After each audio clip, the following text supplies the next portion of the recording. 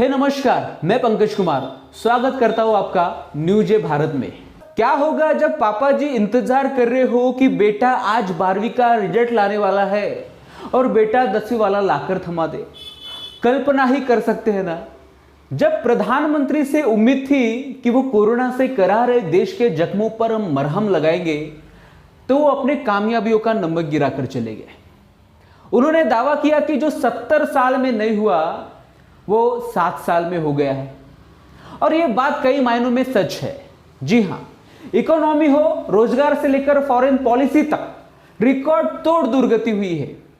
मन की बात के ट्विटर हैंडल पर बताया गया था कि 30 मई के एपिसोड के लिए पावर ऑफ पॉजिटिविटी टॉपिक होगा। आलोचना हुई कि जब लाखों लोग कोरोना पॉजिटिव आ रहे हैं और हजारों मर रहे हैं, तो फिर पॉजिटिविटी की बात क्यों। फिर यह ट्वीट डिलीट हो गया। लगा कि टॉपिक बदलेगा, लेकिन मन की बात में प्रधानमंत्री ने ढेर सारी पॉजिटिविटी बातें की। कोरोना पर रिपोर्ट कार्ड के बजाय वो बताने लगे अपनी 7 साल की उपलब्धियां, लेकिन वहां भी उन्होंने बहुत संभल कर और सिलेक्टिव बातें की। उन्होंने अपने ड्रीम प्रोजेक्ट में से ज्यादातर का तो नाम तक नहीं लिया, जैसे कि मेक इन इंडिया, नोटबंदी, जीएसटी, इनकी कोई चर्चा नहीं की। रसातल में इकोनॉमी 2020-21 के जीडीपी के आंकड़े आए हैं, तो शुरुआत वहीं से करते हैं। -7.3% के रसातल में जाकर हम बैठ गए हैं। सरकार 7 साल की उपलब्धियां गिना रही है, लेकिन क्या विडंबना है कि 7 साल पहले यानी कि 2014 में जीडीपी ग्रोथ थी 7.14%। अगर लग रहा है कि यह तो कोरोना का कहर है, तो महामारी से पहले यानी कि 2019-20 में हम महज 4.18% ग्रोथ पर खड़े थे।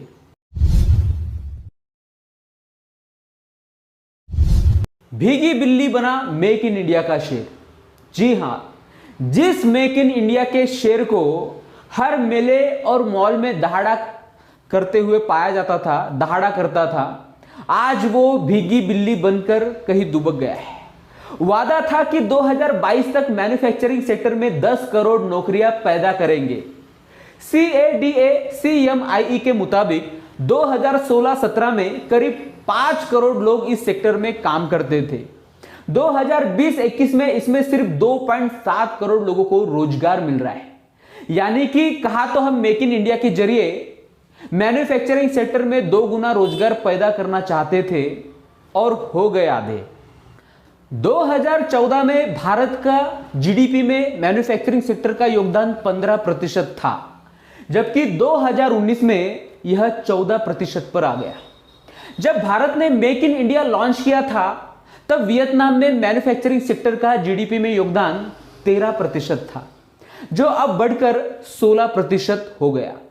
श्रीलंका में अभी यह 16% है, थाईलैंड में 27% है, इंडोनेशिया में 19%, फिलीपींस में 19%, मलेशिया में 21%, सिंगापुर में 20% और जर्मनी में 20% है। बांग्लादेश तक में इस बीच में मैन्युफैक्चरिंग सेक्टर का जीडीपी में योगदान 16% से बढ़कर 18% हो गया। इकोनॉमी और जीडीपी जैसे कठिन शब्दों से दुर्गति की तस्वीर साफ नहीं दिख रही ना आपको, तो आम आदमी की भाषा में समझिए। NSSO डेटा के अनुसार 2017-18 में बेरोजगारी दर 6.1% थी, जो पिछले 45 वर्ष में सबसे ज्यादा थी। अभी की बात करें तो 30 मई 2021 को CMIE के आंकड़े के अनुसार बेरोजगारी दर 11.8% है। इस साल नौकरी पेशा लोगों की हालत यह है कि करीब 1 करोड़ लोगों की नौकरी चली गई है। जो नौकरी में है उनकी सैलरी कम बढ़ रही है।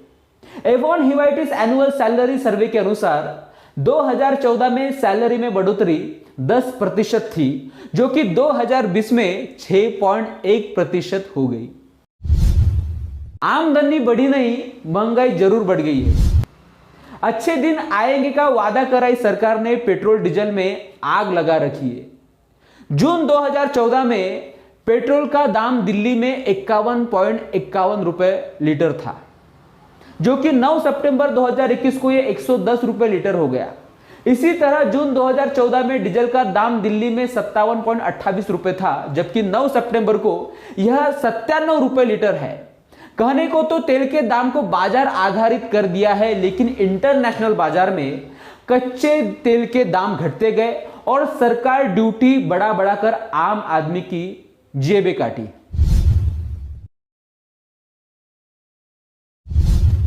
किसी भी गृहिणी से पूछे, उनका राशन का बिल 2 गुना हो गया है। दिल्ली में जून जुलाई 2013 के बीच अरहर दाल का दाम लगभग ₹70 प्रति किलो था, जबकि सितंबर 2021 में यह ₹108 प्रति किलो तक पहुंच गया। दिल्ली में जो सरसों तेल 2014 में ₹90 प्रति लीटर के आसपास मिलता था, 28 मई 2021 को ₹200 प्रति लीटर हो गया। आप किसी से भी पूछिए कितनी सैलरी बढ़ी, भभक उठेगा।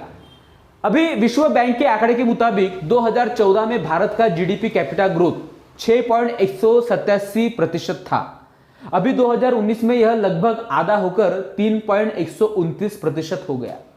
हम एनआरसी बनाकर बांग्लादेशियों को देश में घुसपैठ करने से रोकना चाहते हैं, लेकिन अब वो खुद ही नहीं आना चाहेगा। बांग्लादेश में जीडीपी कैपिटा ग्रोथ 2014 के 4.856% से बढ़कर 2019 में 7.032% हो गया है। 2014-15 में इलेक्ट्रिसिटी प्रोडक्शन ग्रोथ 8.84% थी, जबकि 2020-21 में यह -2.49% हो गई है।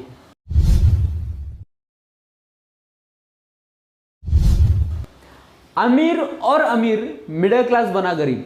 जी हां, हम ट्रम्प के आने पर गरीबों के गिर्द दीवार खड़ी करते हैं, लेकिन हमारी गरीबी उचक उचक कर दुनिया को अपना मनहूस चेहरा दिखा रही है। 2014 में ग्लोबल हंगर इंडेक्स में भारत का रैंक 76 देशों में 55वां था, जबकि 2020 में भारत 107 देशों में 94 नंबर पर रहा। प्यू रिसर्च रिपोर्ट के अनुसार 2020 में भारत की मिडिल क्लास जनसंख्या 3.2 करोड़ कम हो गई है, जबकि 7.2 करोड़ लोग गरीबी रेखा के नीचे चले गए हैं। यानी जिस मिडिल क्लास को रईस बनाने का ख्वाब दिखाया गया था, वो सिकुड़ रहा है, गरीब हो रहा है। हाँ, ये जरूर है कि इस साल अडानी ने कमाई में जेफ बेजोस और एलन मस्क को पीछे छोड़ दिया है। फोर्ब्स की अप्रैल 2021 रिपोर्ट के मुताबिक अंबानी ने जैकमा को पछाड़ दिया है। यह जरूर है कि अरबपतियों के मामले में भारत नंबर 3 हो गया है। जीडीपी की तुलना में कॉर्पोरेटर का मुनाफा इस साल 10 साल में सबसे ऊपर पहुंच गया है। सारी लिस्टेड कंपनियों का संयुक्त मुनाफा इस साल 57.6% बढ़ गया। अमीर और गरीब में खाई बढ़ाना उपलब्धि है तो वाकई तारीफ होनी चाहिए सरकार की। कहा तो किसानों की आमदनी 2 गुना करने का वादा लेकर आए थे, आज साल भर हो गया है, किसानों से जंग चल रही है। नेशनल क्राइम रिकॉर्ड ब्यूरो के आंकड़े के अनुसार 2014 में 5,650 किसानों ने आत्महत्या की थी, जबकि 2019 में यह आंकड़ा बढ़कर 5,957 हो गया। नोटबंदी और जीएसटी की डबल मार। जी हां, नोटबंदी पर गोलपोस्ट चेंज करते रहे। पहले कहा कि काला धन निकालेंगे, भ्रष्टाचार भगाएंगे, फिर बोले आतंकवाद रोकेंगे, फिर आ गए डिजिटल पेमेंट करेंगे। नोटबंदी से यह सब कितना हुआ मालूम नहीं, लेकिन छोटे मोटे कारोबारियों का बेड़ा गर्क जरूर हो गया। रही सही कसर जीएसटी ने पूरी कर दी। टैक्स व्यवस्था सरल करने चले थे, जटिल बना गए। कारोबारी सरकारी खानापूर्ति में सिर खपाए या कारोबार में अपना दिमाग लगाए। जीएसटी नाम के लाइसेंस ने कैसा कहर ढाया, ये जाकर छोटे कारोबारियों से पूछिए। जीएसटी पर राज्य अलग शिकायत करते रहे कि हमारा हक मारा जा रहा है, जो वादा किया गया वो पूरा नहीं हुआ है। कोरोना काल में राज्य कराते रहे कि खर्च बढ़ा है, हमारे हिस्से का पैसा दीजिए। केंद्र ने कहा कर्ज ले लो, फिर खुद लिया, लेकिन देर हुई। अभी ताजा ऐलान है कि राज्यों का मुआवजा चुकाने के लिए केंद्र 1.5 लाख करोड़ का कर्ज लेगा। किसका भला हुआ, सरकार खुद बताए। ऊपर से नौबत संघीय ढांचे को खतरे तक आ गई। कई राज्यों का ऐसा कहना है, मैं नहीं, कई राज्यों का ऐसा कहना है, और तमिलनाडु के जो वित्त मंत्री है उन्होंने भी ये गंभीर बातें कही है। कोई ताज्जुब नहीं कि आज प्रधानमंत्री मोदी अपनी ये उपलब्धियां गिनाते समय अपने इस मास्टर स्ट्रोक का जिक्र तक नहीं करना चाहते।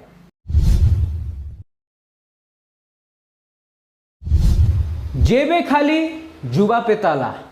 जी हां, अच्छा ये भी नहीं है कि माली हालत बिगड़ी तो सरकार से शिकायत कर ले। भूखे सोना है और रोना मना है। यस, रिपोर्ट्स विदाउट बॉर्डर के प्रेस फ्रीडम रिपोर्ट के अनुसार 2014 में भारत की रैंकिंग 140वीं थी, जबकि 2020 में भारत 142वें स्थान पर पहुंच गया। धर्म के आधार पर हम नागरिकता दे रहे हैं। यूएपीए, सीएए, एनआरसी को लेकर अंदर बाहर आलोचनाएं हो रही है। कश्मीर में हम शांति का दावा करते हैं, कश्मीरियों के दिल में कैसा तूफान मचा है बताते नहीं।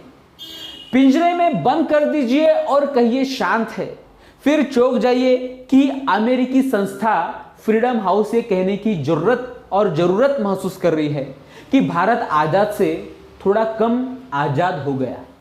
हम नकार दे हमारी मर्जी, दूसरा नैरेटिव न चले इसलिए ट्विटर से टंटा है और व्हाट्सएप से पंगा है। घर में आवाज उठे तो जेल में डाल दो, बाहर कोई आलोचना करे तो साजिश बता दो। आयुष्मान भारत, पीएम आवास योजना, बिजली, पानी, सड़क, फ्री का राशन, रसोई गैस पर सब्सिडी, किसानों को 6,000 रुपए, वाकई ये सब उपलब्धियां हैं। लेकिन 70 साल से सरकारें यही तो कर रही थी, बुनियादी चीजें देने को मेहरबानी बताती आई है। फिर कैसे ये सरकार कहती है कि जो 70 साल में जो नहीं हुआ वो किया? ये तो बेयर मिनिमम है, हमें तो मैक्सिमम का ख्याल बेचा गया था।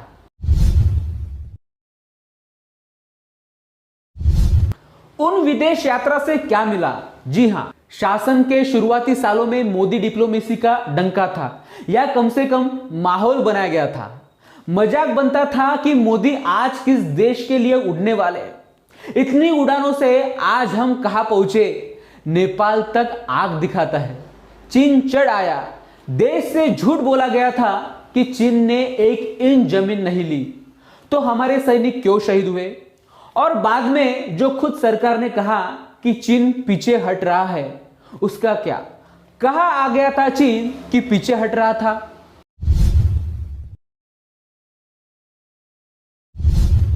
ट्रंप की मोहब्बत में विदेश नीति की रवायत भूले।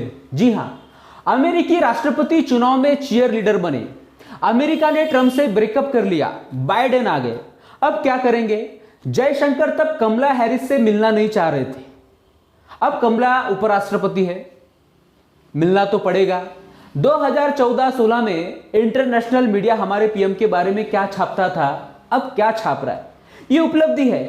कोरोना ऑक्सीजन पर अदालतों ने ऐसी बातें कही कि कोई भी पानी पानी हो जाए, लेकिन नहीं, किसी पर भरोसा नहीं। आरएसएस पर तो है। भागवत कह रहे हैं कोरोना पर सरकार गफलत में रही। क्यों नहीं कहते देश के खिलाफ साजिश कर रहा है पूंजीवादी संघ।